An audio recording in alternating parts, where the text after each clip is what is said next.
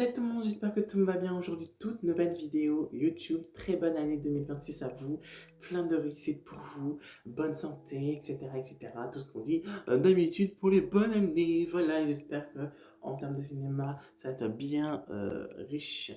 En termes de films et de bons films surtout, hein. Donc aujourd'hui, c'est notre bilan annuel. Soit j'ai décidé de faire top 10 de mes films de 2025. Dans ce top 10, j'ai décidé de mettre des films qui m'ont marqué en 2025. Donc, il ressort plus pour moi en 2025. C'est parti pour mon top 10 que j'ai mis La Légende d'Oshi, que j'ai mis une note de 3,5 sur 5. Il y a la critique qui est disponible sur ma chaîne YouTube. Vers la fin du film, la fin du film, clairement, elle est super belle avec les cris d'Oshi, etc. Donc, ça m'a marqué par son aventure avec Loshi, son histoire aussi du film, etc. Voilà, donc j'ai mis top 10. 9e position, j'ai mis Exit 8, qui est inspiré de jeux vidéo, que moi je n'ai pas joué aux jeux vidéo, mais j'ai découvert que seulement en VO et en live du coup. Et j'ai décidé de croire que vraiment c'était quand même une bonne surprise, une bonne expérience en salle. Vraiment, quand tu sors de la salle, tu fais ah, enfin je suis sorti de la salle quoi. J'ai passé quand même un très bon moment et je vous ai fait un vlog d'abord où je suis allé le voir et j'ai donné mon avis aussi là-dessus. Mais j'ai mis une note de 3 sur 5. 8, j'ai fait aussi une critique, Destination Finale Blondine. J'ai mis une note de 3,5 sur 5. Le film, par son côté un peu trash, comme ça, des effets un peu visuels, des plans, etc. qui peut faire, et des sensations aussi. 3,5 sur 5 pour Destination Finale Blondine, et j'ai mis en top 8. En top 7, j'ai mis Les Bad Guys 2. Et oui, l'animation, franchement, je l'ai trouvé qui était bien fait. J'ai bien rigolé, j'ai passé vraiment un bon moment. Et vraiment, ça fait partie des films qui m'ont marqué en 2025. Donc, j'ai mis une note de 3,5 sur 5 pour cette suite de Bad Guys. Il y a une critique aussi disponible sur ma chaîne YouTube sur les Bad Guys 2. 6e position, j'ai mis Lilo et Stitch. Ce live action Disney qui m'a totalement enchanté. Voilà, bien entendu, je ne dis pas que c'est sans défaut, mais qui m'a enchanté et que j'ai bien envie de le revoir en salle de cinéma, mais malheureusement ce n'est plus disponible, donc il faut attendre le streaming. Puis j'ai mis 3,5 sur 5.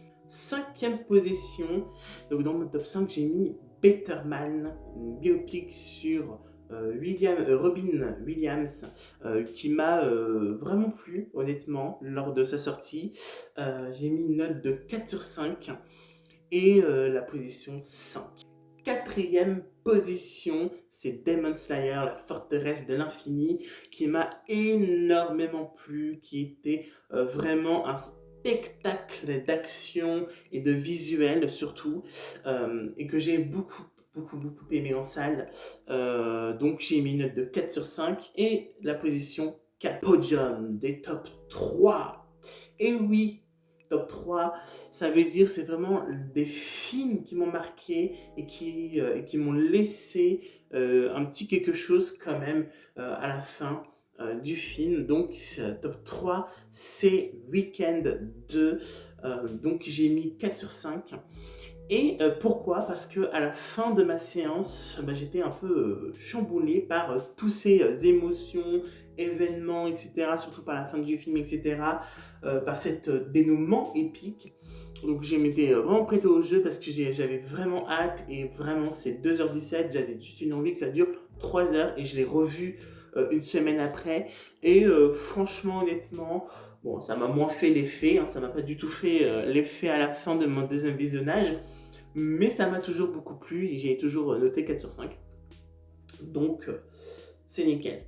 Pour mon top 2, j'ai mis Zootopie 2 que j'ai écrit une critique sur Halluciné mais que je ne vous ai pas échangé en vidéo, mais là c'est l'occasion. Donc l'animation, elle est bien faite, les décors, les plans, etc. J'ai trouvé sympa à voir beau. Les personnages, ils sont vraiment attachants, honnêtement. On crée de l'émotion même par moments.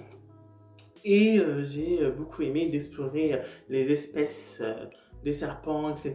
Et même on va découvrir qui a vraiment fondé cette ville. Franchement, c'est l'un de mes Disney de ces dernières années préférés, sincèrement, cette suite de Zootopie. Moi, j'avais vu le premier il y a quelques années, donc j'ai mis une note de 4 sur 5. Et donc, de ce que j'en ai dédié réellement, franchement, honnêtement, oui.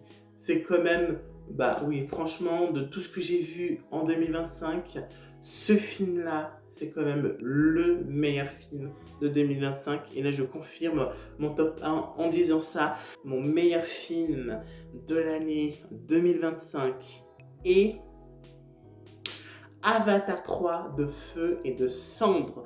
Pour la deuxième fois consécutive, cette saga se retrouve top 1, comme en 2022, du coup, de mes meilleurs films de 2025. C'était forcément logique, hein, vu que c'est Avatar quand même. Bon voilà, j'espère que ce top 10 de mes meilleurs films de l'année 2025 vous a plu. N'hésitez pas à aimer si c'est le cas, à commenter, donner votre top aussi également. Et moi je vous dis à la prochaine pour de nouvelles vidéos, de nouvelles critiques. On est 231 abonnés, n'hésitez pas à vous abonner, mettre avec une notification. Et n'hésitez pas à partager, à vous aimer comme vous le souhaitez. Je vous aime.